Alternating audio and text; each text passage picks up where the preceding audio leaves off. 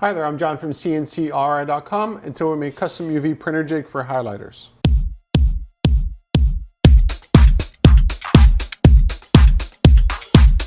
I can't really count how many custom UV jigs we've made through the years. It really depends on the product. So some customers do, items like this here. Some people do industrial kind of work where they have large parts, small parts. This is relatively straightforward. It's using 5/8 MDF. And the customer sent me off these highlighters, and they said, make a jig where everything sort of fits perfectly, and that's what you see here. Now you'll notice that there's just enough fit for these. So what you do is you put them on here, you press them in. They're press fit, and then they don't fall off. And that's what you sort of want. It's a very fine line between having something that fits perfectly in the jig and something that falls out of the jig. In this case here, they have a vacuum table, so it'll suck it down. And they just need something where they could carry it back and forth like this here.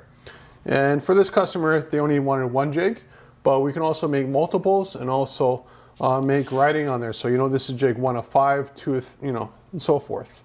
We can also do serialization. So that means, if you want these parts here to have a specific ID code or a barcode or whatever, for the operator to remember to do that. And these ones can have different ones. So we can put like extra notes on here, carved right into the MDF or whatever material this ends up being. And from that, they can actually go into production without making too many mistakes. Sometimes you start a project and you sort of overthink what it actually is. In this case here, the project is really straightforward, but for some reason I thought I had to use 2 bits to do this project and really only needed to use 1. You got to remember, when I do these pockets and this kind of things, again, the customer sent me the highlighter, so I was doing all the programming for it in the silhouette work. And because of that, I thought, okay, well, I'll use 2 bits. I'll use a down cut to clear out the inside, and I'll use a 1/4 inch to do the outside silhouette, just to give a nice, clean, sharp edge to it. And after being really finicky about the perfect fit and so forth, I kept having sort of small little issues with the sort of the corners of the triangle.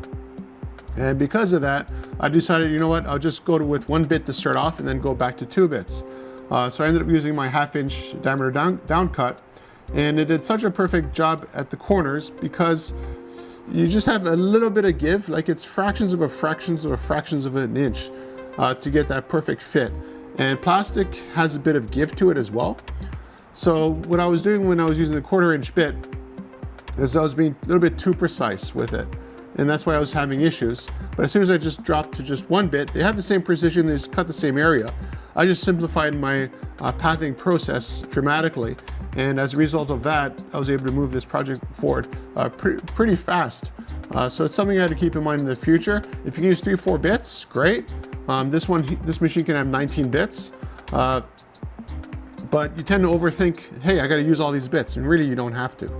The toughest part about making a custom UV printer jig is actually figuring out how much product you can put on that jig safely. And what I mean by that is, if you cram too much stuff on the jig, what ends up happening is that you just don't have room to take stuff in and out. Because here you can see, like, if I put maybe 1 more in the row, it'd be very hard to take out because my finger cannot fit between these 2, right?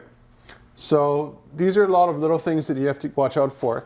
Some customers want things totally maxed out, and I advise against that for that reason, because it's great having a jig that's full, but it's no fun spending half an hour trying to take the stuff out because you got to use little tweezers to poke everything out.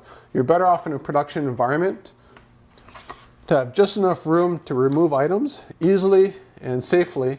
And you got to remember, like, if you're only doing this for a day, this is not a big deal. But if you're doing 1,000 of these a day, and 1,000 times you're trying to go in there and try to pick out, the items and put them out and put new ones in, it becomes a very big bottleneck in your production cycle. So if you're looking for custom UV printer jigs made out of MDF, Delrin aluminum, or anything else, contact me at CNCKing.com. We'll make them for you and ship them right to your door.